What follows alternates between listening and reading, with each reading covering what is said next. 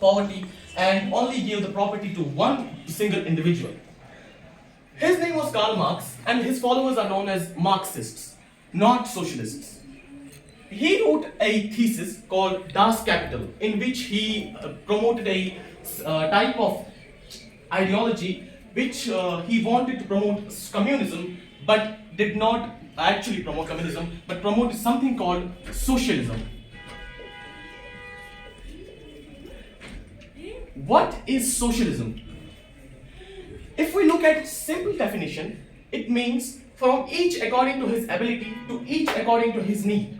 For example, अगर कोई इंसान हट्टा कट्टा है, को मतलब जिम विम जाता है, कुछ अच्छी उसकी फिजिक है, तो वो उसी के हिसाब से काम करेगा और उसी के हिसाब से उसको जो उसकी वेजेस है वो मिलेगी.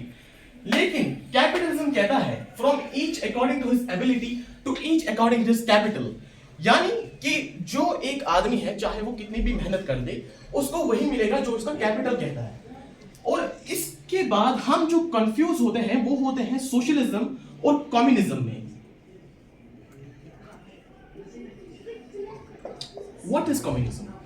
अगेन अगर हम इन्हीं काइंड ऑफ डेफिनेशंस के बाद के जैसे देखें तो वो कहते हैं from each according to his ability to each according to his contribution. यानी फॉर एग्जाम्पल एक वाटरमेलन थ्योरी है. आप एक वाटरमेलन लाएंगे, फिर उसको काट दीजिए.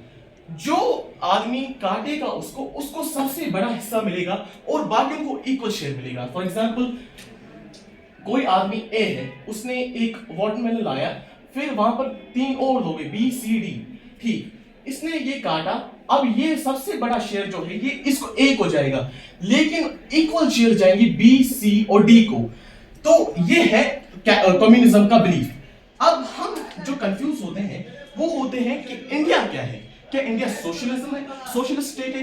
क्या इंडिया कैपिटल स्टेट है? या फिर क्या इंडिया कम्युनिस्ट स्टेट है? पहली बात तो इंडिया हमको पता है कि कम्युनिस्ट स्टेट तो है नहीं. अब हमारे कॉन्स्टिट्यूशन के प्रियम्बल में पहले लिखा है sovereign socialist secular democratic Republic of India. Sovereign socialist, यानी इसमें सोशलिज्म एग्जिस्ट करता है. कोई कंपनीज जो है सोशलिज्म को प्रमोट करती है, जैसे कि अमूल का एक मालिक नहीं है, उसमें 2000 उसके वर्कर्स हैं, वो उसके मालिक हैं. वैसे ही एक लज्जत कंपनी है, वो भी उसके 30,000 मालिक हैं जो उसकी कंपनी में काम करते हैं. कोई एक सिंगल को-फाउंडर नहीं है, कोई एक सिंगल मालिक नहीं है, लेकिन हजारों मालिक हैं. ये मतलब सोशलिज्म भी है. लेकिन कैपिटलिज्म भी इंडिया में एग्जिस्ट करता है. फॉर एग्जांपल आप अंबानी को देख लीजिए, गौतम अडानी को देख लीजिए. वो एक आदमी, एक फैमिली, पूरी जो कंपनी है उसका ज्यादा से ज्यादा हिस्सा प्राइवेट प्रॉपर्टी है, वो उनके हाथों में चली जा रही है. तो ये मतलब कि कैपिटलिज्म भी एग्जिस्ट करता है, सोशलिज्म भी एग्जिस्ट करता है. तो हम ये नहीं कहेंगे कि India is a socialist state, या फिर सिर्फ एक सोशलिस्ट है, या फिर इंडिया सिर्फ एक कैपिटलिस्ट है, बल्कि हम कहेंगे India is a mixed economy. यानी कि इसमें बोथ सोशलिज्म भी एग्जिस्ट करता है, कैपिटलिज्म भी एग्जिस्ट करता है. Thank you.